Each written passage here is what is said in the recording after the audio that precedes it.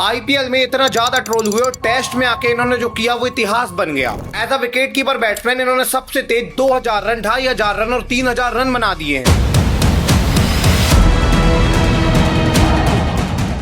ये पहले ऐसे इंडियन बने हैं जिन्होंने इंग्लैंड में जाके एक मैच के अंदर 2 सेंचुरी मार दी।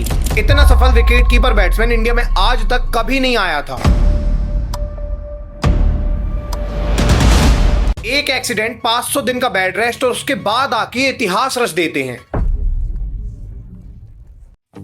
देखिए 2018 का समय था, एक नया बंदा आया हुआ था आईपीएल में जो इस आईपीएल के अंदर 684 रन बना देता है। सबसे कमाल बात ये थी कि इसने कमाल के शॉट मारे थे। वन हैंड से 6 मारना, गिरते हुए 6 मारना या फिर भुवनेश्वर कुमार को एक ओवर में 28 रन मारना। इन्होंने बहुत कमाल की चीजें की थी। इवन एसआरएच जो इस साल सबसे इकोनॉमिकल टीम थी, इसके सामने इन्होंने 128 रन मारे थे नवाज। ये बंदा कोई और नहीं, ऋषभ पंत थे और यहाँ से ऋषभ पंत का नाम बहुत ज्यादा वर्ल्ड क्रिकेट में फेमस होने लग गया। इन्होंने इस सीजन बहुत कमाल की इनिंग्स खेली थी। इवन पूरे सीजन के अंदर ये सेकंड मोस्ट रन गेटर थे और यहाँ से सबको क्लियर हो गया था कि इंडियन टीम में बहुत जल्दी तीनों फॉर्मेट में आएंगे। वैसे ऋषभ पंत 1 साल पहले ही फरवरी 2017 में T20I के अंदर डेब्यू कर चुके थे, लेकिन वहां इनकी परफॉर्मेंस अच्छी नहीं थी, इसलिए वहां पे ड्रॉप हो गए थे। लेकिन 2018 आईपीएल के बाद ये टीम में फिक्स होने वाले थे। अब देखिए 2018 आईपीएल तो हो चुका था, लेकिन इसके बाद टेस्ट सीरीज होनी थी और यहाँ पे इनका टेस्ट डेब्यू कराया गया और इसके बाद इनका ओडीआई डेब्यू भी करा दिया गया। 2018 में इनकी परफॉर्मेंस ठीक ठाक थी। इसके बाद आता है 2019 और 2019 में जब आईपीएल हुआ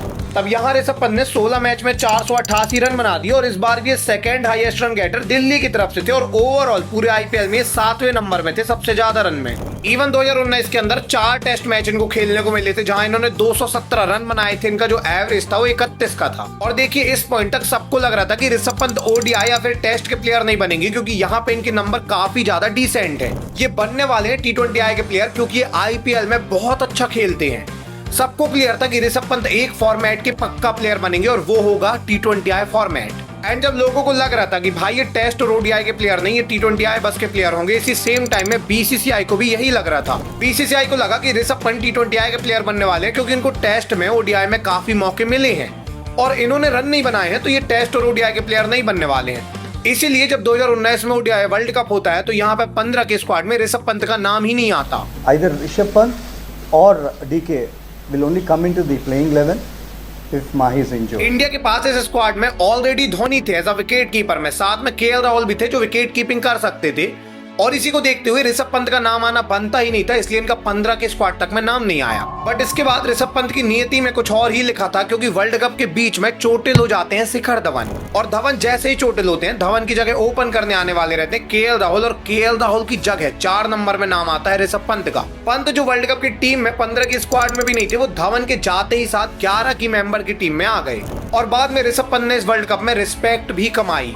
ऐसा मैं क्यों कह रहा हूँ, एक्चुअली में 2019 में इंडिया पूरा डोमिनेट कर रही थी, पूरे वर्ल्ड कप इंडिया ने टॉप में फिनिश किया था। इंडिया सेमीफाइनल में इजीली पहुंच गई थी, लेकिन सेमीफाइनल में इंडिया का मैच होना था न्यूजीलैंड से और यहाँ पे जब इंडिया 240 रन चेस करने आती है तो इंडिया के विकेट पत्तों की तरह गिरते हैं। KL Rahul 1 run, Rohit Sharma 1 run, Virat Kohli 1 run बना पाते हैं। ऐसी डिफिकल्ट सिचुएशन में ऋषभ पंत ने 32 रन की इनिंग खेली थी। इंडिया ये मैच तो हार गई थी, लेकिन यहाँ से ऋषभ पंत को काफी ज्यादा रिस्पेक्ट मिली थी कि ऋषभ पंत टफ सिचुएशन में खेल सकते हैं। और 2019 के बाद जब 2020 आया तो यहाँ तो कोविड था, लेकिन 2020 के बाद 2021 में होती है बॉर्डर गावस्कर ट्रॉफी और इस ट्रॉफी ने ऋषभ पंत के पूरे करियर को चेंज करके रख दिया। देखिए अभी तक जो ऋषभ पंत T20I प्लेयर देखे जा रहे थे, इस सीरीज के बाद ये टेस्ट के प्लेयर बन के निकले। तो होता क्या है कि 2021 में जो बीजीटी होनी थी, यहाँ विराट कोहली रिटर्न घर आ गए थे कुछ पर्सनल इशू के चलते और यहाँ पे कैप्टन अजिंक्य रहाणे बन चुके थे और इंडिया ऐसी सिचुएशन में थी कि पहले मैच में इंडिया सेकेंड इनिंग के अंदर 36 रन में ऑल आउट हो गई थी। सबको लग रहा था कि इंडिया ये सीरीज बहुत बुरे तरीके से हारेगी, लेकिन सेकेंड मैच में अजिंक्य रहाणे ने 112 रन मारे और इंडिया ये सीरीज में 1-1 की बराबरी में आ गई। अब तीसरा मैच गावा में होना था, ये निर्णायक मैच था, ये सीरीज डिसाइडिंग मैच था और सबसे इंपॉर्टेंट चीज ये थी कि इंडिया गावा में कभी जीती ही नहीं थी। अब ऐसे में सबको क्लियर था कि इंडिया या तो ये मैच हारने वाली है या ये मैच ड्रॉ होगा, इंडिया ये सीरीज कभी नहीं जीतेगी। और 15 जनवरी को जब मैच स्टार्ट होता है तो यहाँ पे क्या होता है कि ऑस्ट्रेलिया की पहले बैटिंग आती है, ऑस्ट्रेलिया 369 रन बनाती है और इंडिया जब स्कोर को चेस करने आती है तो 336 रन बना पाती है। बाद में इंडिया ने ऑस्ट्रेलिया को 294 में ऑल आउट किया और इसके बाद इंडिया को चेस मिला 329 का। इंडिया को लास्ट दिन 329 बनाने थे और यहाँ पे जब बैटिंग करने शुभमन गिल वगैरह आए तो इंडिया को अच्छी स्टार्ट मिल गई थी।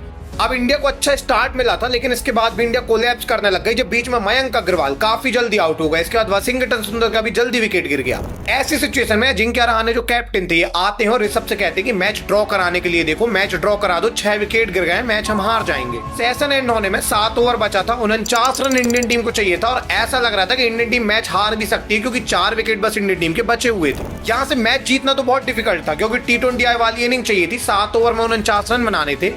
तो अजिंक्य रहाणे का कहना बिल्कुल सही था कि भाई मैच इससे अच्छा ड्रॉ करा दो, 7 के 7 ओवर खेल लो, प्लेस कर लो।